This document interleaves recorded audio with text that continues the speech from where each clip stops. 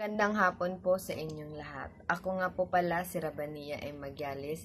Narito ako sa inyong harapan upang mabigay ng isang maikling talumpati tungkol sa programa ng gobyerno nagbibigay tulong sa manawala ng hanap buhay sa panahon ng pandemya. Sa ng matinding pagsubok na dulot ng pandemya at sa pagbangon mula sa pinsalang idinulot nito sa hanap buhay ng marami. Narito ang ating pagtalima at pasasalamat sa programang gobyerno na naglalayong magbigay ng mahalagang tulong sa manawala ng hanap buhay sa mga panahon ng matinding pagsubok dulot ng pandemya hinaharap natin. Dito tayo upang pag-usapan ang kalagayan ng programang gobyerno sa pagbibigay tulong sa manawala ng hanap buhay at di mabilang na pagpapahalaga nito sa kalidad ng bawat Pilipino. Ang programang ito ay nagbibigay diin hindi lamang sa pagbibigay ng ayuda, kundi pati na rin sa pagpapalakas ng kalidad ng ating mga kababayan. Sa pamamagitan ng mga proyektong pang-employment at livelihood, tinutulungan nito ang ating mga kababayan na makabangon, makapagtatag sa sariling kabuhayan at muling makatamasa ng kahalubilo at marangal na pamumuhay.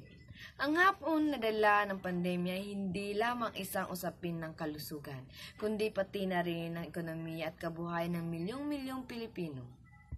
Marami sa ating mga kababayan ang nawalan ng trabaho, nagkaroon ng kawalan ng katiyakan sa kabuhayan at nanganganib sa pangangailangan ng araw-araw. Sa harap ng ganitong sitwasyon, ang programang ito ng gobyerno ay naging sentro ng ating pag-asa at pag-asa sa isang maayos na kinabukasan. Higit pa rito, isinusulong ng mga individual nagbibigay daan ng mas marami sa ating mga kababayan na mahanap ang kanilang bagong oportunidad sa iba't ibang larangan ng trabaho. Sa pagpapatupad nito, ang programang gobyerno ay naglalayong hindi lamang sagipin ang ating mga kababayan mula sa kahirapan, kundi pati na rin itaguyod at makatawid ang gutom ng kinabukasan nilang pamilya sa pamamagitan ng pagkakaroon ng trabaho, pagkakaroon ng sapat na kita, pagkakaroon tayo ng mas matatag na pundasyon para sa ating kinabukasan. Isa sa mga pangunahing layunin ng programang ito ay magbigay ng agarang tulong sa manangawalan ng hanap buhay sa pamamagitan ng financial assistance at sa iba't ibang yuri ng ayuda. Nakakatulong ito sa pagsustento ng mga pangunahing pangangailangan ng pamilya na apektado ng krisis. Hindi lamang ito simpleng ayuda. Ito ay isang halaga ng pagkalinga at pag-unawa mula sa ating pamamalaan na nais makatulong at makaramdam ng saklolo ang bawat isa sa atin. Isa sa mga malaking aspeto ng programa ay ang pagbibigay diin sa edukasyon at training. Ito ay naglalayong mapalawak ang kaalaman at kasanayan ng mga individual upang maging mas handa sa mga bagong oportunidad sa trabaho.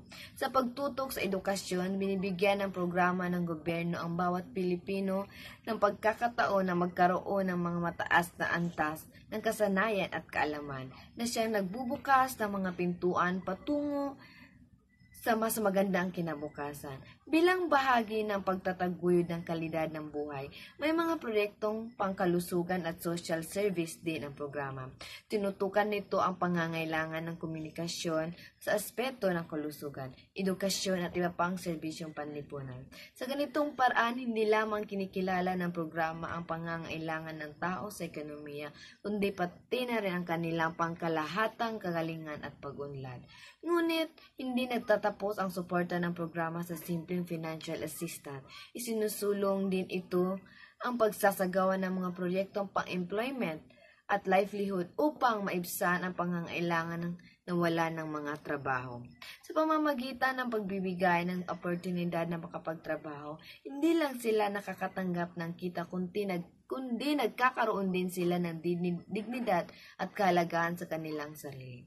Ito ay pang-unlad ng hindi lamang nakikitan sa ekonomiya, kundi pati na rin sa aspeto ng emosyonal at physiological na aspekto ang bawat isa. Ngunit sa kabila ng mga tagumpay at layunin ng programa, hindi natin may tatanggi na may mga hamon itong kinakaharap. Isa sa pangunahing hamon ay ang pagpapahusay sa implementasyon at distribusyon ng tulong. Mahalaga na masiguro natin ang mabilis at maayos na pamamahagi ng ayuda upang maabot ang mas marami sa ating mga kababayan na nangangailangan ng tulong. Sa ganitong kalaga ng programa, mahalaga rin ang papel ng bawat isa sa atin. Hindi sapat ang magkaroon lang ng programa, kundi hindi tayo magtutulungan, bawat isa ay may papel na ginagampanan ng pagtatanggap, pagsunod sa alintuntunin at pagtutulungan para ikabubuti ng lahat. Ito ay isang hamon at responsibilidad na dapat nating dalhin ng may malasakit at pagkakaisa. Ngunit sa kabila ng mga tagumpay ng programa, hindi natin maitatanggi na mga hamon ito sa implementasyon at distribusyon ng tulong. Pangangailangan ng mas mabilis at mas epektibong pamamahagi ng tulong ay isang aspeto na dapat pagtuunan ng masusing atensyon. Ang sistemang ito ay dapat na mabilis upang masiguro ang maayos na pagtanggap ng mga ayuda ng mga nangangailangan. Sa ating sariling mga komunidad, tayo